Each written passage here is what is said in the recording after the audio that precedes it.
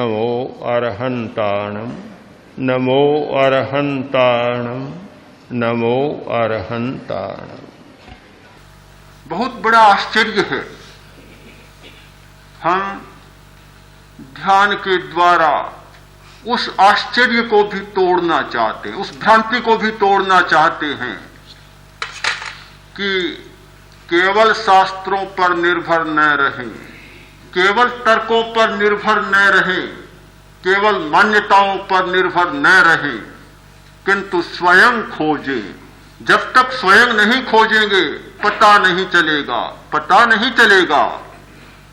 शास्त्र में लिखा कि आत्मा है, उसके लिए तो सच्चाई है कि जिसने लिखा उसने ध्यान का प्रयोग किया, अपने अंतश्चेतना को जगाया, साक्षात्कार किया और साक्षात्कार के बाद कहा कि आत्मा है।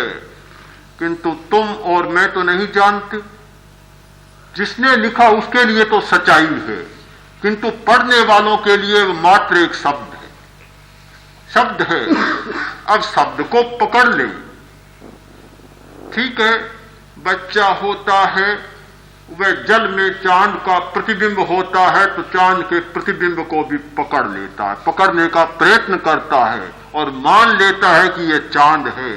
जो चांद का प्रतिबिंब दिखाई दे रहा है वह झूठा नहीं है, और इसलिए झूठा नहीं है कि जिसका प्रतिबिंब है उसका अस्तित्व मौजूद है, विद्यमान है, उसका अस्तित्व है चांद का वास्तव में, इसलिए प्रतिबिंब भी झूठा नहीं है बिल्कुल।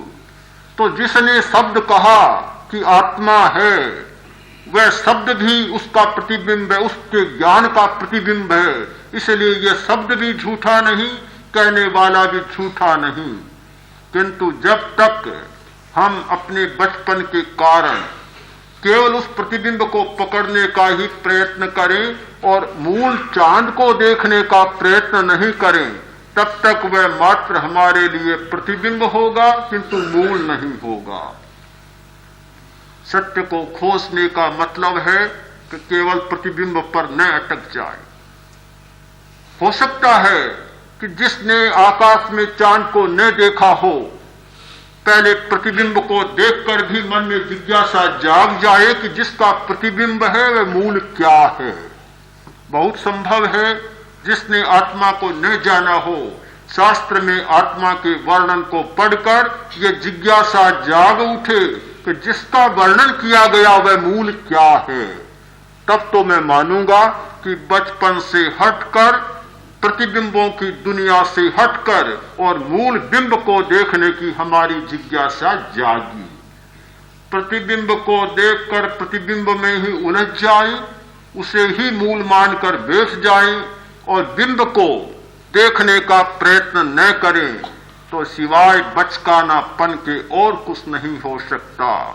ध्यान हमारे इस बचकानापन को मिटाने का एकमात्र उपक्रम है, जिसके द्वारा हम प्रतिबिंबों की दुनिया से हटकर और बिंबों के जगत में जा सकते हैं, जिन बिंबों के प्रतिबिंब इस दुनिया में प्रतिबिंबित होते हैं।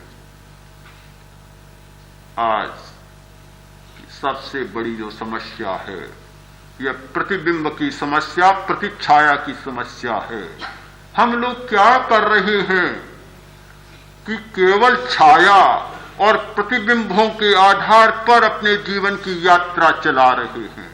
मूल है बेचारा बैठा बैठा रो रहा है, बिंब बैठा बैठा रो रहा है, बिलख रहा है और प्रतिबिंब को सारा मूल्य दिया जा रहा है।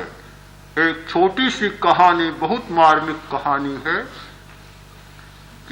एक कलाकार ने, एक चित्रकार ने एक अपनी सारी लेखनी को तोड़कर चित्र बनाया एक ग्रामीण महिला का, जो बहुत सुंदर, स्वाभाविक सुंदर था जिसमें थी।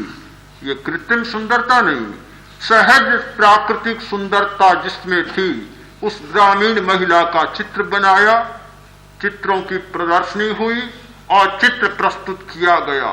इतना सुंदर चित्र, लोग देखते हैं एकदम मुग्ध हो जाते हैं।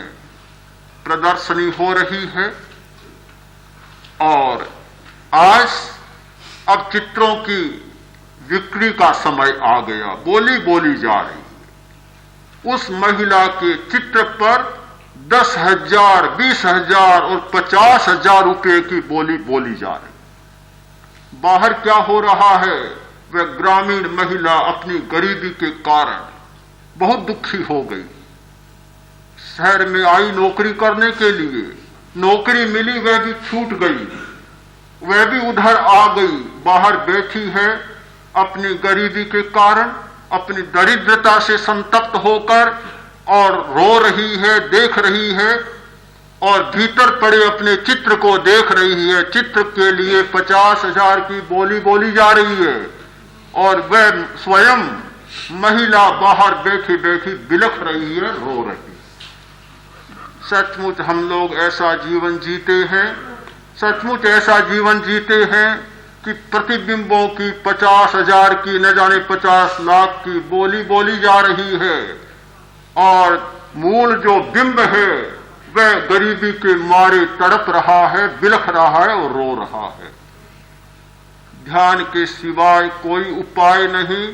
इन प्रतिबिंबों की प्रतिच्छाया की और इस दुनिया की छाया से हम हटकर और मूल तक पहुंच सके, जिसका चित्र है उसको मूल्य दे सके, और जिसका चित्र है उस चित्र का मूल्य कम कर सके।